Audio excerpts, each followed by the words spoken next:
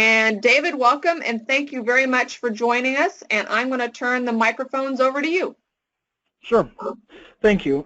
Well, hi, everybody. I am Dave Green, like Kim had mentioned, with Accuract Title here in Kansas City. Not going to really make this into a sales pitch for Accuract Title. You know, there's a lot of companies in the city that do great work. Not all work with investors. Some do, some do not. We do, and I just thought it was a good opportunity because I see investor work every day, both from real green or new people into it to real seasoned people. I thought it'd be a good opportunity to step in and, I guess, speak to what I see every day or questions we get almost on a daily basis. This form I've got is nothing fancy, as you'll see. It's a one-page thing. It's somewhat of a checklist of the transaction process. I will kind of go through checkbox by checkbox, walking through each detail. I do have a lot of side notes to throw out that you may find helpful. There would be tips, things to look for before you sign a contract, and things of that. So if you do have any questions, you know, please make it known, and I'll try to stop if need be. And as Kim said, you know, if you do have something real specific or you want to talk further detail, my door is always open. Give me a call at the number or come on in, and I'd love to sit down one-on-one and try to help work out your deals. To begin with, I'm going to kind of assume that I'm speaking to a bunch of people that are maybe new to the investing or wholesaling business, and I'm hoping that I kind of catch all with this brief presentation. So step one is the purchase contract is signed along with the assignment of contract if you have one. So what this means, or to begin, you're going to find a seller who wants to sell their property, and you'll be signing a purchase contract that lays out all the details such as the property, the purchase price, date of closing, any sort of specifics that go with it, such as, say, all appliances go with the house or something along those lines.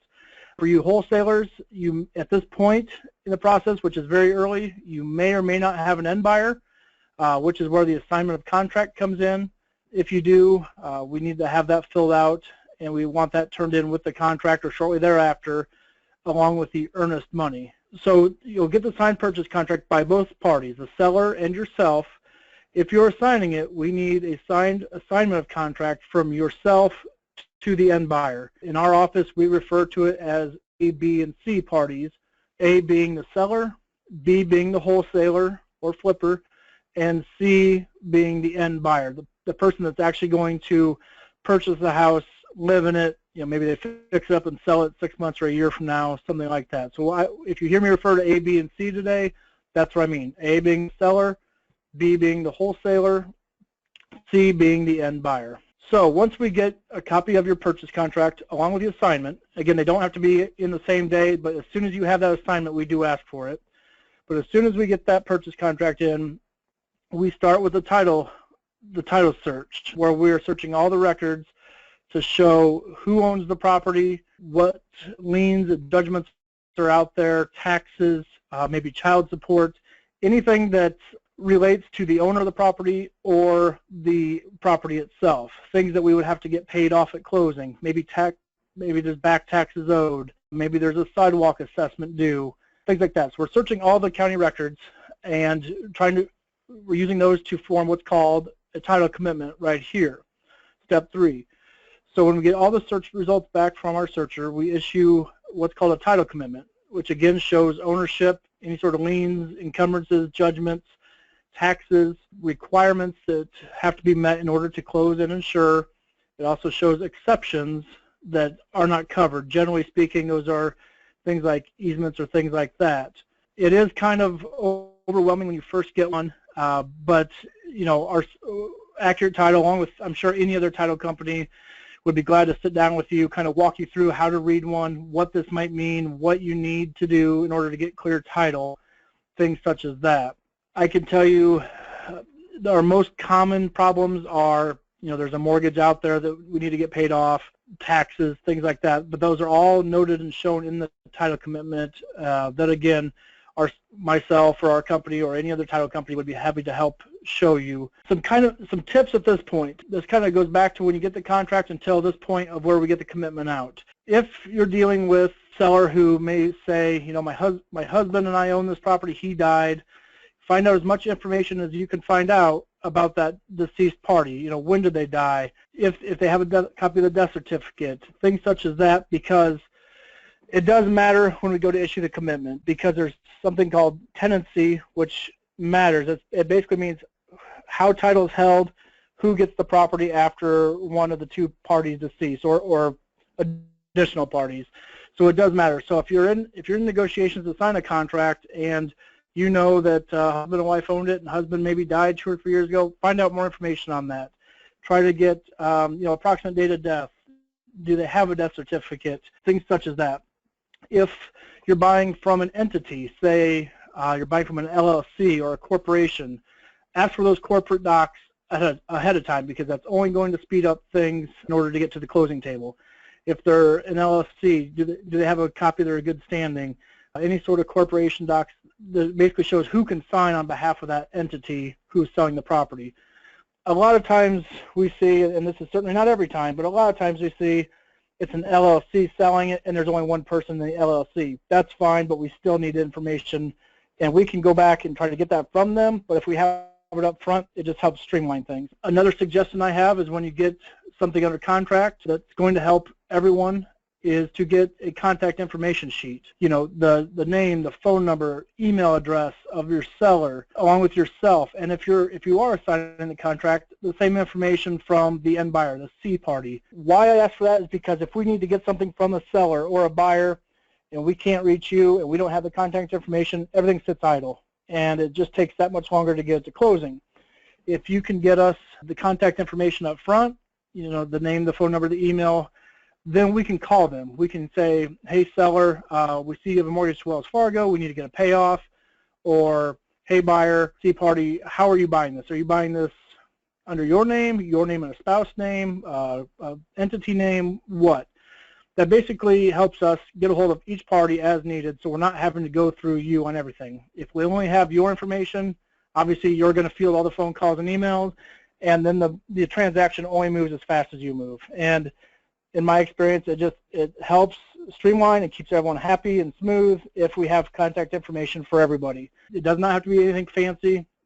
We have just a very basic document we give out to our investors, wholesalers, realtors, that they fill out when they sign the contract. And it's just that simple. It doesn't, again, there's no formal form, just whatever you can provide will help. Okay, so if we have all that stuff at this point, when we coming back to bullet point 3, when you issue the commitment, if that's the point, we're going to start reaching out to people saying, seller, I need this, wholesaler, I need this, end buyer, I need that. So that's why I kind of tie points 1, 2, and 3 together, because that's kind of the front end of the transaction. Once you get through point 3, where we issue a commitment, that's where things, you know, can stop, or that's the point where you're at the top of the peak and say, yep, we're going to be good to close, let's set up closing and get this thing done. Moving ahead, and again, after we issue the commitment, we work with all parties, whoever it may be, to get the file to closing.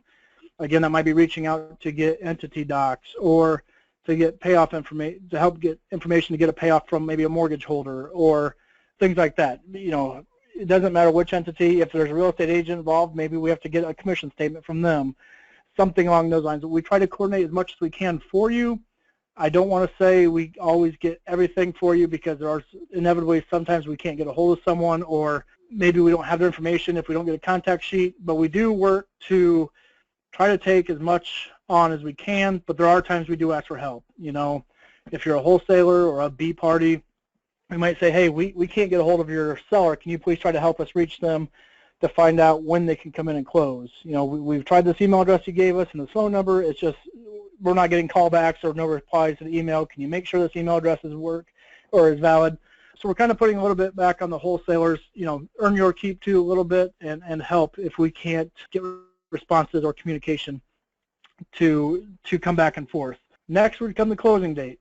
So after we've reached all the parties and we've got everything from, say, a mortgage payoff to a satisfaction of a lien that we had to chase after the commitment, we get everything set up to close. And so we coordinate with both parties, the buyer, the seller, and we set up dates and time that work for both sides.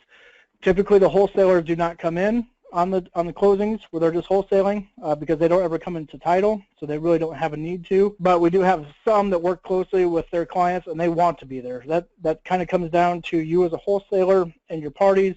But I can tell you from my experience that typically we do not see the wholesaler at closing. But that, again, that is kind of up to you folks. We do get the question quite a bit from wholesalers where they want their fee to be not shown, or hidden is not the right word, but basically make it not known to some parties. We cannot do that. We have to disclose all fees. We are a disclosure company, entity, division, that we have to disclose all fees.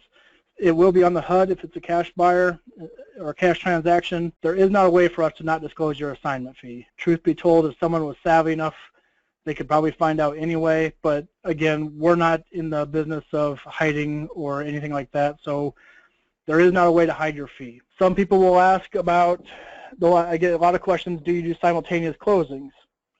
Well, the question, my main question is, what's your definition of a simultaneous closing? Sometimes people use that in the wrong phrase or the wrong terminology, so I guess I'll kind of explain a little bit on what we do and what we cannot do. We do closings that have assignments such as this, where A is selling to B, but B assigned his rights to C.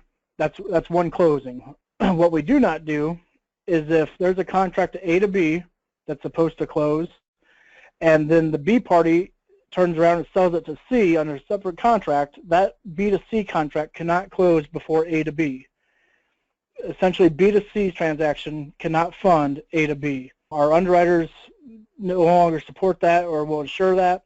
The Department of Insurance is starting to crack down on that a little bit. I don't think it's banned across the board. There may be some companies that still do that. We do not. What we tell people is if it's going to be two separate transactions like that, A to B has to close and record before B to C can close. So essentially you're looking at about a 24-hour window, somewhere in there. Kind of comes down to what time did it close on a certain day and how quick can the county record document. That is a way to, I guess, make your assignment fee not known. However, you will be paying two closing costs that way. So it may not be the most advantageous way to do it, but we will do an A to B closing, 24-hour gap, and then B sells to C. But we will not do B to C closes so that A to B can close. Again, B to C cannot fund A to B. Go ahead. Can I interrupt? I would say here, if you're a wholesaler and you're making a fee that you don't mind anybody else knowing how much you're making, you're perfectly fine doing an assignment. But when I'm doing a wholesale and I'm making more money than I want my seller to know about, I go get a private lender, a money partner, find cash somewhere so I can actually close the house and purchase the house, and then I resell it the next day. Because if I'm making more than I'm uncomfortable anybody else knowing, that's the only way to do it. Yep. Because even if you were doing, I think even if you were able to close us all in one day, you would still need the money to come in. You can't. The second transaction can't fund the first transaction. Yep. Anywhere if you're doing two closings. You have to have the money in the deal somewhere. If that makes sense. B to C cannot fund A to B. So Kim is right, exactly what she's saying, because we do get that question a lot, and that's just something that, you know, again, I don't know of anyone that's still doing them, but there may be, and I don't want to speak for anyone else, but we will not do those for a variety of reasons on our end, mainly due because our underwriters won't allow them anymore. So the closing date, let's move forward and say the closing has happened. The file closes. Depending on the time of closing is when, kind of determines when the funds are dispersed. If we say the seller comes in on a transaction at 10 a.m. and the buyer comes in at 4 p.m., by that time we won't have time to fund and disperse everything that day. It would be the following day. So if timelines are tight and you have to have cash on a certain date, that's something we will ask when we schedule our closing, but kind of keep that in mind that, you know, our wire cutoff, for example, is at 3 o'clock each day. So if it doesn't close by, say, 2:30 at very latest, funds won't be wired that day simply because our bank won't allow us to wire after 3 o'clock. So that's something else to always kind of keep in the back of your mind, along with working with your sellers and buyers. to let them know. I know a lot of times sellers are just anxious and they want their check. So at the time where we're scheduling them to close, we'll kind of let them know, hey, if you have to have your money on Thursday, then please come in early or even Wednesday night, and we'll close the other half, immediately following, or maybe first thing the next morning, whatever the case may be. But I do know that we get that quite a bit. We have some folks that if it closes on 4:30 on a Friday, they expect their money by 5 o'clock on Friday, and that's just not going to happen, unfortunately. A lot of it's just due to time. But like I said, again, our wire cutoff is at 3 o'clock, so that kind of dictates what can and cannot happen when it comes to dispersing money. Post-closing, this is where we record the deed, perhaps a mortgage if there is one, and depending on the state, we then issue what's called a final title policy for the owner and the lender. Yeah, in Missouri and Kansas, it's typical that the seller pays for the buyer's owner's policy. That is determined by the amount of the purchase price. If there's a lender involved, most times they're going to want a lender's policy, which is typically paid for by the buyer. There's also closing costs as well that both the buyer and seller will have. Stuff like that is typically negotiated within the original contract when you sign, that seller will pay seller's typical closing costs, buyers will pay their typical closing costs. Or if you have one party, one party might say, nope, I'm going to pay for everything, the policies and all the closing fees. That just comes down to negotiation. Whatever you and your parties feel they want to do or provide or purchase for the other, that's fine. If we don't know or if it's not addressed, we set it up with a standard that the seller pays for the owner's policy. If there's a lender, the buyer pays for the loan policy, and you're going to split the closing costs. We will confirm that when we set up the closing to make sure that is correct, but if we don't hear otherwise, or people just say, yep, just do the normal, that's what you can expect. Again, the policies are determined upon the purchase price, typically, and the loan amount from the lender, if there is a lender. Cash buyers, they don't have to worry about the loan policy. I just want to go through, that's kind of the real car wash bullet points of a transaction. I know I went kind of quickly, but I also had some other, tips or points I wanted to give out before my time was up, so you folks have some kind of a checklist of items I wanted to make sure I addressed that I find to be helpful, and I've heard feedback from other wholesalers, investors, twitters that they were appreciative that I brought that up, because that kind of makes them rethink on how to do a deal, or makes them think if they want to do a particular deal. Number one, and we see this a ton, this may be our number one, surprise to investors or wholesalers that they didn't know, are tax sales. Tax sales can be, I tell this to all of our parties, that they can be great purchases. You might find a deal that's 60 cents on the dollar. You're feeling good, you bought a good house, you think you can make, a good net return. However, one thing to keep in mind with tax sales is they are not insurable as is. What I mean by that is there's not a title company I know of that will insure a tax sale. So you buy it on tax sale and you sell it to Joe Smith, there will not be any option for title insurance.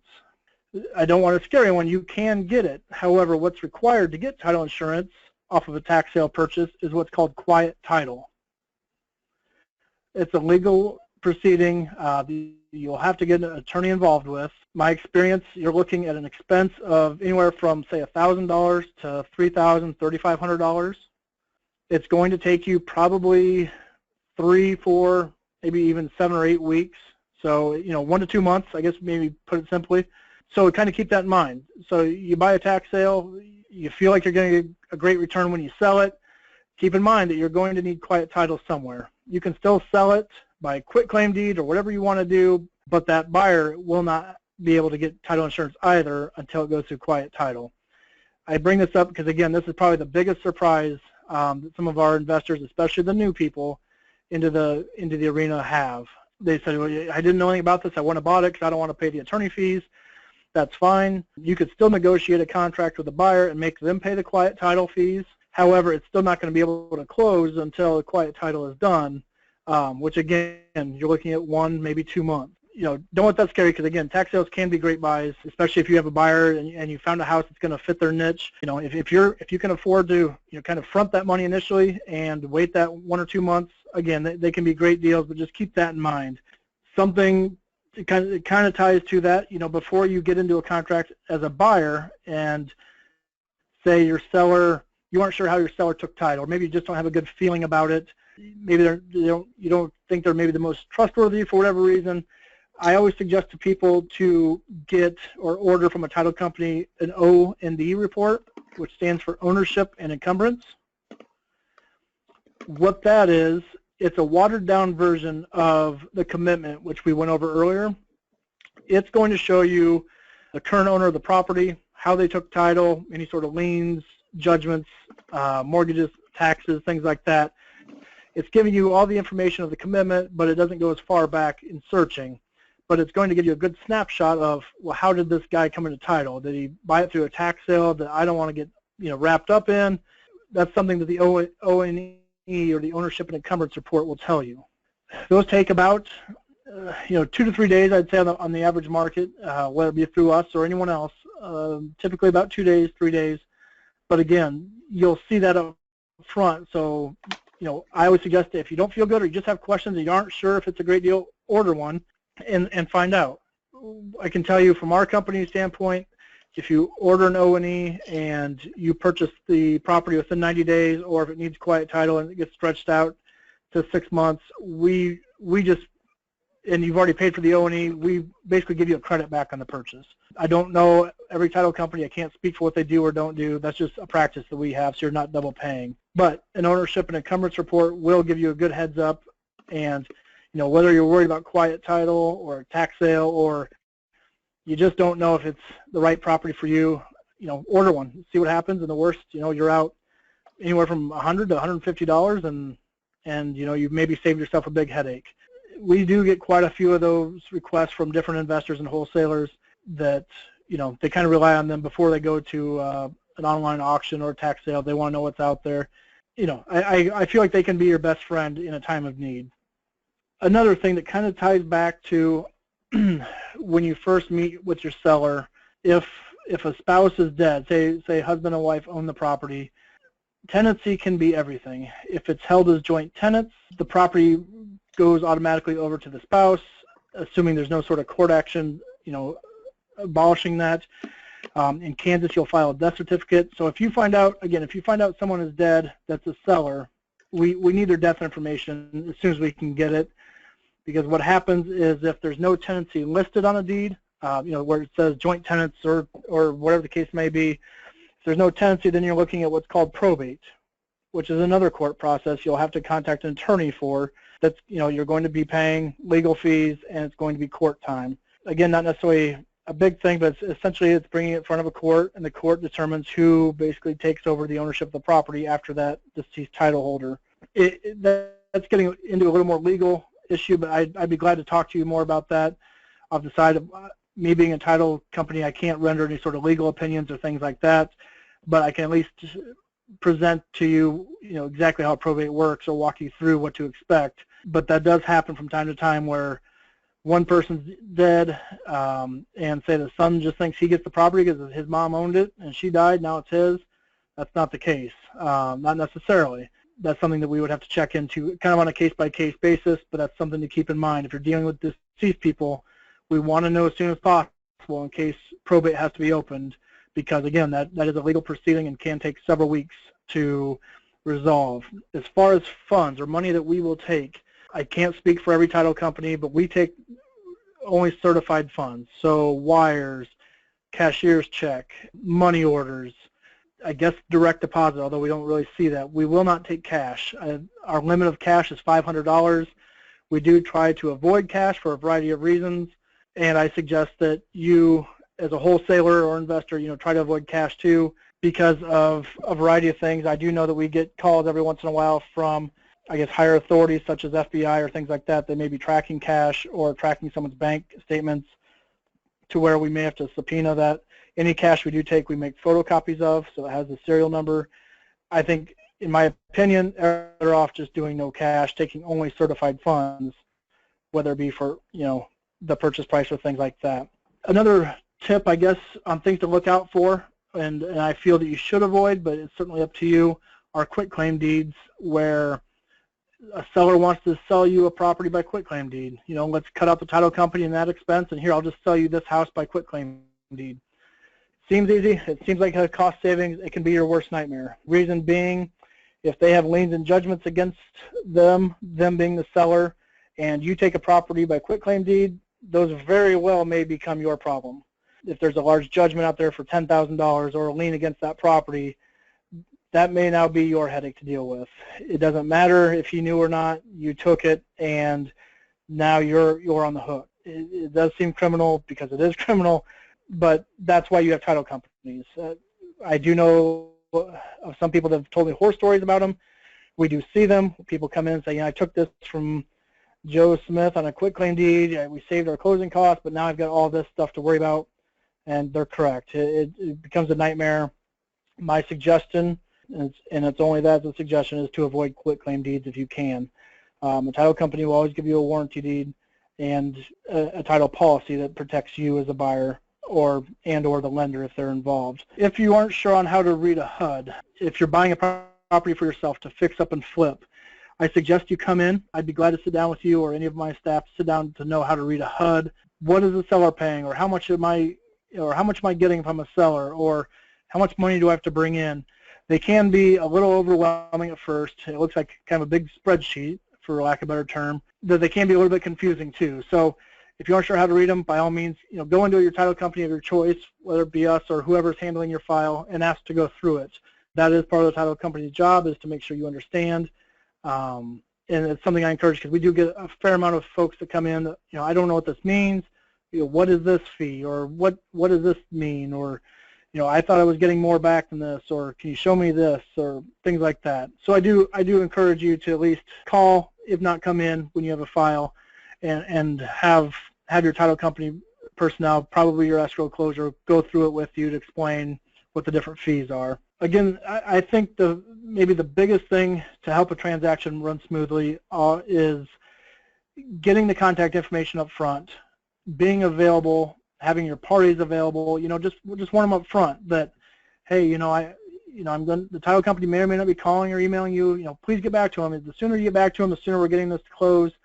Buyer or seller, that's just that much sooner you're getting your money. You as a wholesaler, that's just that much sooner till you're getting your money. And buyer, you're going to own the house just that much sooner. As long as we all play ball. The title company should be your best friend. It is a guiding light in a transaction. It kind of tells you what's next. The different paperwork you'll get along the way, such as the commitment, can be confusing, but that's something the title company should explain to you, walk you through. What does it mean? What do I have to do? And things like that. In my opinion, I feel that being upfront and honest if you're a wholesaler, being upfront and honest with your buyer and seller is probably the best thing to do. What I mean by that is, just let your seller know that, hey, I'm going to buy this. I'm going to take this off your hands and go out and find you a buyer. If nothing else, maybe I'll buy it myself, but I am going to turn around and sell it for a little bit more, because I went out and found you a buyer to get this off your hands to get you a check for this house. And maybe, alternatively to the buyer, say, hey, I went out and found you this property. My fee is basically a finder's fee. Because we do get, from time to time, people say, a buyer might be saying, well, I worked with Joe. Who's this Randy? Well, Randy was the seller of the property, and vice versa. Randy doesn't know who the buyer is. He thought he was selling it to Joe. My suggestion is just be upfront. Let them know. Honesty is probably the best policy, because, again, we do get that quite a bit, or at least a fair amount, of people not knowing who's who, and why are you calling me? I don't know who you are, the title company. I didn't know I had a title or a closing or things like that, where they're just uneducated enough in the process, or they just don't know, what the next step is, because their wholesaler, got them under contract, and now they're gone in the wind. They're just waiting for their check and not willing to field phone calls. Stay in front of people, of your clients. Be honest with them. I have a lot of wholesalers ask me what's a fair assignment fee or marketing fee, whatever you want to call it. That's not for us to determine. We stay out of that. We don't do any sort of the negotiating. I typically tell people it goes by the size of the deal. I don't necessarily think it's fair if you buy a $3,500 house to knock it up $7,000, but who am I to say? If you find a buyer for that, more power to you. But I can tell you there are some people in the market that maybe don't have the best reputation because they're deemed not necessarily crooked but greedy. Again, not for us to say. We don't chime in on any negotiating. Obviously, we don't get in the middle of that. But I guess the guys that the people we see that do the most deals are probably the ones I feel have the most fair assignment fee. Again, that's up to you to figure out, but you know, we see them anywhere from $500 to maybe $20,000 depending on the size of the house. If you get a deal closed with a real high assignment fee, again, more power to you, but my suggestion is just be open, honest, and fair and aggressive. You know, go to the Mary meetings, you know, go on social media or online, and I just feel if you're aggressive enough, you can make this as much as you want to out of it, whether it be you know, side money or maybe this is your career. You can make of it what you will. For the most part, that's all my points. Can I ask a few questions? Yeah, go ahead. Well, my first question is, when we started, you were talking about contracts and purchase assignment documents. Can we get sample documents like that from the title company? Yeah, that's a great question. Yes, we do have essentially templates of both the contract and the assignment. What I tell people is you can use them, but I highly suggest you read through, make sure you're comfortable with the verbiage in there. You know, you can alter it however you want to alter it. Ours are very kind of middle of the road. They're not friendlier towards the seller than they are the buyer, anything like that. You're welcome to get some, you know, get templates from us. We will not fill them out for you because of legality, but we can give you templates, and yeah, you know, we can help you go over them or wherever you may need help with. Or if they have their own, they could bring those in and make sure that they understand what they mean. Yeah, exactly. It does not have to be our form. I'd be happy, or any of us would be happy to sit down, go over it, and yeah, this is what this means. You know, maybe you get it off Google or something like that. I guess, and that makes me think of something really good I should point out too, Kim. We have a lot of deals that they want to move up closing for whatever reason. Our suggestion to people in your contracts, when it comes to the closing section, the closing date, we suggest you always put the verbiage on or before that date. What that does is that allows, if say you have a contract signed that's supposed to close October 3rd, but you know September 15th we're good to go. We can close before that October 3rd date if there's the verbiage on or before. So that's definitely something to look at in your contracts to make sure that verbiage is in there or included in the closing section of the contract. Excellent, because he makes a point. If if you're probably taking David's contracts or any title company's contracts, or you're using realtor contracts, those contracts are written solely to protect. Well, you can get a contract that's written to protect the buyer, or you can get one that's written to protect the seller. But the ones that the realtors use and David is using is more along the lines of to make nobody mad, and it's not really protecting anybody more than really it's truly protecting the realtor if there's one involved and the title company because they've got the issues that they need solved in the contract. So you might want to maybe start with a generic one, but you might also want to work on developing your own contract that kind of protects your backside. Hire an attorney and have one drafted. Definitely. Most of them will already have one, but they can certainly go in there and amend it or tweak it to how you want it to read, what's in your best interest, things such as that. My next question, I think we've already talked about that. If your wholesale fee, and my determination, because I'm a realtor and I am a wholesaler, if I am going to make more than what a realtor commission would be, I would probably assign it if it's like, say, $3,000 to $5,000, maybe $10,000. But if my assignment fee gets over $10,000, I usually want to do two completely separate transactions. I want to completely buy the property cash and sell the property cash or to whoever in two separate transactions, so I don't have to disclose I'm making $20,000 or $30,000 in that middle fee there. Right. And if I'm making less than $3,000, I usually decide I need to be a realtor and just get a commission because it just makes a cleaner transaction if anything were to come up on down the road.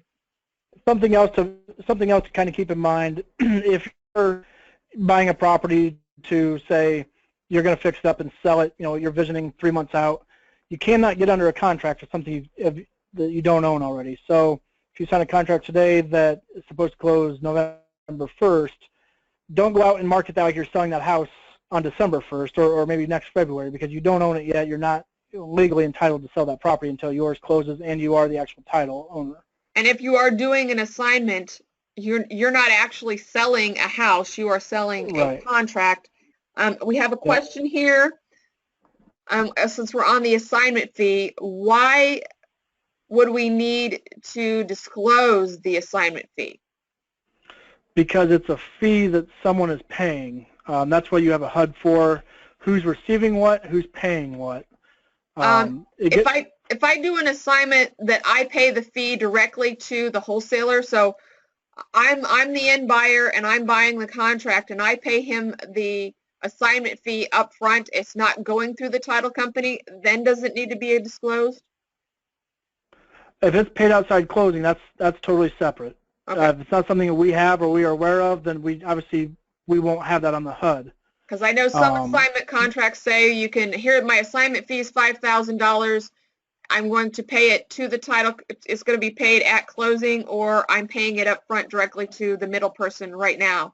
And that comes down to, do we even know about it or not? If we don't know about it, it's hard for us to disclose it and show it. And, you know, we have ran into that before where someone comes back, well, where was my money? Well, we didn't know anything about that. There was no invoice turned in or things like that. We can only show or disclose what we know or what we have knowledge of. If there's anything that would ever throw a red flag, such as, say someone's putting a roof on, somehow we know in the contract there's a new roof being put on and buyer is paying half of that for whatever reason. If we see that, we're gonna hit the pause button and say, okay, there's a roof being put on, buyer, you're paying half of that, but we don't have an invoice from the roofer. How is this being paid, or has it been paid? If so, do we have a receipt of that? Things like that. We do run into that once in a while, but again, if we don't know about it, we can't do anything about it. I mean, that's why it is important to kind of disclose everything, turn in everything. When we get with realtors, you know, it's important that we get their commission statements so we get them paid and things like that. Yeah, it's very important to be transparent. And you mentioned contractors. What if we are a rehabber buying this house from you and we're going to rehab the house and it's in Missouri? Should we file a notice? What is it? A notice of intent to sell right at closing? Right. Yep. So in Missouri, there's a requirement that is it 45 days before the house is sold, a notice of intent to 45. sell has to be filed? Yes, 45. And so when I buy and I know I'm going to actually do renovations, I like to file that right up front because then it's filed, it's taken care of, and when we get to closing, I don't get somebody going, hey, wait a minute, you didn't file this. Yeah, because then you start the clock then. This is a question I've always had. Mm-hmm. I buy a house outright and then I sell it, and then a month later the title policy finally makes it to my office. Do I need to keep that title policy if I no longer own the house? Well, it kind of comes down to you. It protects the current owner. So if you don't own it anymore, you know, it's kind of moot. Title policies will come out, depending on the state, between it's 45 days to 60 days. Missouri's 45. Kansas, they like to come out within 60. So that comes that much longer after closing or after things have closed or settled. The reason being, that gives enough time for payoffs to record from, say, or excuse me, a release to record from a lien holder. Say Wells Fargo had to release a mortgage that paid off. That gives them ample time to send in and get recorded. The deed obviously gets recorded right away. It essentially gives everyone time to have things recorded. So we go in after closing, we say, yep, this was paid off, this was taken care of, this was satisfied, here's your title policy. So we wouldn't really have a need to keep it. So say on down the road that a seller that we sold to they're like, oh, well, wait a minute, there's some kind of title issue. They come back to us. So the current owner is protected by their owner's policy. So we don't need it once it's gone. No, but one thing that is handy, if you're an owner of a property and you get the owner's policy in and you're going to sell the house, you know, say a year from now, and you're going to use, say, the same title company, it really doesn't matter which title company. If you hold on to that policy and turn that in, you can get a cost savings from the title company, a reduced rate, so that you're not paying the full rate anymore. But we have to have the prior policy in order to offer that rate. Sometimes we can find those for you. It's not bulletproof. So if you're the current owner, hold on to that and turn that in. If you're a wholesaler, get that from the current owner. That's going to give some cost savings. on that owner's policy. So whoever's paying that, they're going to get a little bit of cost relief. Okay. At closing, and I know I've had this happen, we get all closed and I go to enter all of this transaction into my QuickBooks and I notice there's a mistake on the HUD. What do I do? After closing? After closing. Obviously you want to get a hold of the title company right away. Depending on what it is, if it is a title company error that shouldn't have happened, then they're essentially on the hook. That's always our stance as well. Depending on what it is, it kind of comes down to, Kim, do you have like an example? I've had minor mistakes, like the taxes were figured wrong. We figured the taxes for the tax proration on a specific date, and then we closed 3 or 4 days later, but it didn't get changed on the HUD. I mean, nothing major, but we've had mistakes happen. Yeah. With every title company we've worked with, that they're anywhere between $25 and $250, and usually it's something. So something that's easily fixed. But I think we sign a document that if there's mistakes, that you'll get back with us, and we agree to come back and make it right. Like the buyer or seller agree to give up money or pay back money if there's a mistake. I think we sign yes, that's correct. But if we had a simple miscalculation, say we all deemed taxes were, for example, it's like $200 and we collected $200, but actually it was $250, then we as a title company have to pay that difference. Okay. Or that's what our stance is. I can't speak for every title company, but if it's something clerical error, like that's truly our fault, then yeah, we come back and we have to basically pay that difference. And I wanted to touch on this because we see it prevalently in Kansas City, Missouri. If they're buying a property in Kansas City, Missouri, they're not going to find just only back taxes from the county. They need to look for unpaid utility bills that could be filed against the property. Or I know I had a house that I was buying, and the initial title search only showed back taxes. But when we got down to closing, the city actually after closing, we bought the house, everything was done, but the city had torn down a building on the property, and all of a sudden that got added to the person that owned the property. The city was so far behind that we got billed even though it should have been the previous owner paying it off. So like tearing down a building or boarding up. So if they're buying something like that in Kansas City, Missouri that's been boarded up, or obviously something's been torn down, they might want to do a little bit more research before they close, because some of it, you as a title company can't always find all of that information. Because that's right. And yep, that's 100% right. And on the commitment, like I spoke earlier, there's always going to be an effective date, or basically a good through date of the records were good through this date. Obviously, if something filed after that's not going to show. But Kim's right. There are some things that we don't know or may not be available to us right away that may rear their ugly head. Just if we do know something, say there's a pending suit or a case, obviously that's shown in the commitment, and we will work with you until it's resolved. Or if it's still in limbo at time of closing, maybe we delay the closing depending on what the action or suit may be. But that's one of those things. Obviously, come back to your title company or your closer, say, hey, why do I have to pay this now, or why wasn't this shown? And 9 times out of 10, it's something that wasn't known, but obviously that's something you and your title company or your closer would want to work on or through with. So before they buy a property, especially in Kansas City, Missouri, they probably ought to, if it's very obviously that it has been vacant for a while, they might want to check with dangerous buildings to make sure there's no mowing fees or board up fees or any. I mean, on my case of my property, they tore a building down. They tore the garage down, and I don't know why it cost $6,000 to tear down a garage, but that was the fee that I got assessed, was $6,000 to tear down a garage that I didn't know existed. So. Sure. Yep, that's something to definitely keep in mind. The dangerous building certificate we'll find in the search, but then we have to work with that office to get it satisfied or released, extinguished. Okay. Well, thank you, David, for joining us. I notice here. All right. Well, anyway, we're through to the end. Everybody is texting in. Thank you, David. So thanks for joining us, and thanks for sharing your information. And maybe we will get on a call in the future and talk about probate a little bit. Yeah. Nope, absolutely. All right. Thank you, everybody. I'm going to